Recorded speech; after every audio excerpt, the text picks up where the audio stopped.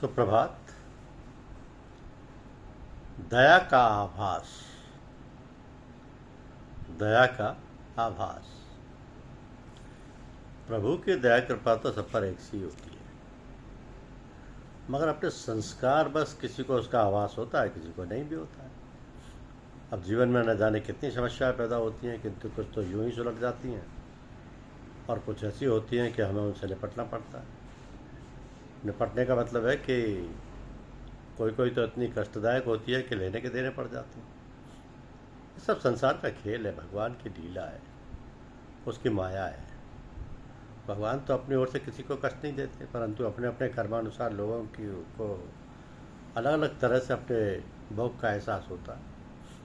कुछ लोग ऐसे भी होते हैं जिनको कोई एहसास ही नहीं होता। सबके अपने अपने संस्कार हैं और उन्हें तो जैसे बने वैसे भोगना ही है। तो जो समझदार है वह तो समझबूझ कर हंसी खुशी से भोग लेते हैं, किंतु जिनकी समझ नहीं है, जो मूर्ख हैं, वह तो रो रो कर भोगते हैं, बड़ा कष्ट महसूस करते हैं। इसका सहज और सरल उपाय है कि हमें हर हाल में जैसी भी परिस्थितियां हों, अनुकूल या प्रतिकूल, सबके प्रति ऐसी धारणा बनानी चाहिए कि भगवान जो भी कर रहे हैं सब कुछ हमारे कल्याण के लिए है। तो फिर ऐसा सोच लेने में हमें कुछ भी एहसास नहीं होता।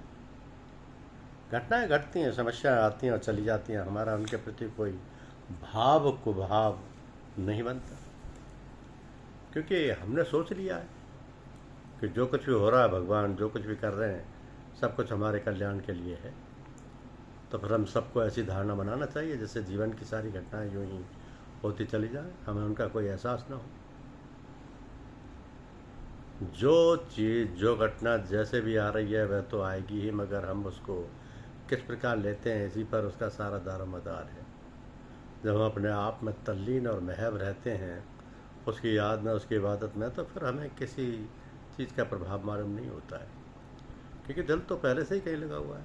तो फिर कुछ भी हुआ करे, हमें उसका आभास तक नहीं होता। इसलिए सभी लोगों को चाहिए कि हर समय चलते फिरते, खाते पीते, सोते जगते अपने आप को अपने इष्ट से जोड़े रहना चाहिए। उसकी याद में, उसकी इबादत में, जैसे भी हो हम उसमें लगे रहें, उससे अपना संपर्क बनाए रखें। तो फिर जीवन में हमें हमेशा सुख का ही आभास होगा, दुख कभी नहीं मालूम पड़ेगा। दुख है क्या? जो हमें अच्छा नहीं लगता वो दुख है, और जो अच्छा लगता है वो सुख है। तो लगना ही तो बुरा है, ये लगना ही तो बुरा है, चाहे अच्छा लगे बुरा लगे। अगर ये लगना बंद हो जाए तो ना अच्छा है ना बुरा है, फिर तो आनंद ही आनंद है। फिर तो आनंद ही आनंद है। कहीं बाहर से आनंद, कहीं बाहर से थोड़े आता है। वह तो हमारा स्वभाव है, हमारा स्वरूप है। हम अपने आप को भूले हुए हैं, इसलिए वो सब अलग अलग सा लगता है। जब भी हम अपने आप को अपने में देखेंगे तो बड़ी शांति और स्थिरता लगेगी। जीवन की डोरी के जो अलग अलग धागे हैं वो सब बिखरे हुए हैं। हम सब धागों को समेट कर एक एक कर अपने से संलग्न कर दे तो सारा झंझट खत्म हो जाएगा। तो सारा झंझट खत्म हो जाएगा।